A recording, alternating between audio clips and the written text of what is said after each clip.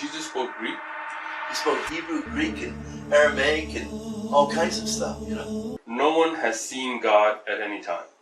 So, now, we already agreed there's only one God. Yes. And no one has seen that God on earth. I mean, I'm assuming that you do believe in heaven you will see God. The only begotten Son, who is in the bosom of the Father, he has declared him. Yes. Okay, now there are other translations that say. You have another? Well, I don't. You know, I have it in my head. Gotcha. But it says, no one has seen God at any time. The only begotten God. So that's interesting. Who is from the bosom of the What Father. does that mean? Is the Bible the Word of God? Yes, I believe it is. Literal Word of God? Yes, I believe it is. Okay. I don't have a problem with the Bible. I know a lot of priests that have. So let's problems. forget those priests. Let's talk about you. We agreed together that there's only one God. Yes. And then you made a statement that the Bible is the literal Word of God. Yes. Okay. So I see here in the Bible in front of me. Yes. This is my own copy. Okay.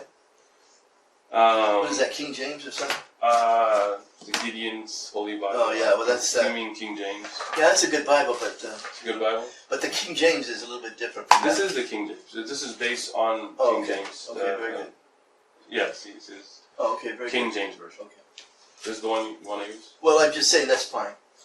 So now, here it says, no one has seen God at any time. Okay. The only begotten Son. But you said, in some version it says, the only begotten God. So Right. what's the Word of God? Is it Son or God? That's one of the problems in the Bible. You see, Jesus is not only the Son of God. This is correct. But some translators, and they mention he is God. In the But what's original the word language, here? in the original language, he's called the Theos. Okay. Theos, okay? Anytime you were What to see language is that? that's Greek. The New Testament was written in Greek. Actually, I that's forget incorrect. about that. Epsilon. Wait. So, Jesus spoke Greek? He spoke Hebrew, Greek, and Aramaic, and all kinds of stuff, you know? So the Bible was revealed to him in Greek? His apostles wrote it down in Greek? Well, you see, Alexander the Great, 400 years before Jesus, Right. he conquered the world, Right. and he changed a lot of things But into the Greek. the Israelites didn't speak Greek. They spoke Aramaic. Well, a lot of them spoke both of them. No, they were ruled by the Romans. Well, no, I'm I'm saying that Jews are not stupid people. I mean, in order to have commerce, in order to sell, buy and sell, they had to be able to. Can you show me any historical evidence that Jesus spoke Greek? Well, I wasn't there, so I really. I didn't ask for your eyewitness. I asked for historical evidence.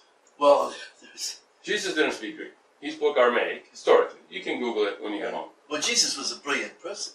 I believe he was a prophet, not just he was more than brilliant, but that doesn't mean that he spoke Greek. I mean, you're a brilliant person. Do you speak Hindi? No, I'm not. Yeah,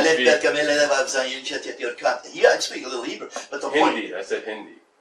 No, what I spoke was. No, but I'm saying just because you're a brilliant person doesn't mean you speak every language in the world. Jesus spoke. I'm not brilliant. All right, he's a brilliant person. Doesn't mean he speaks Chinese. All right. The point is, if you're saying the New Testament, the King James version was in Greek, not only do you not know about the Aramaic and language structure of the Hebrew people, but you also didn't know that King James actually sanctioned this in English. And that's why it's called the King James Version, because originally compiled in English. And it was the first translation because the Romans wouldn't let you translate from Latin originally. So, we have... You ever heard of the Septuagint? Sure. Okay, the Septuagint says, it says no one has seen God at any time. Wait, let's go back to the verse here. Okay. So, this is not originally from Greek.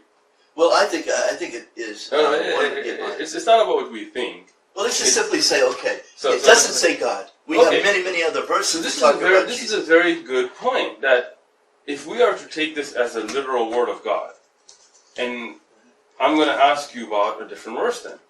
In the book of Psalms, in the first chapter, in the 7th verse, it says about David, I declare the decree, the Lord has said to me, you are my son.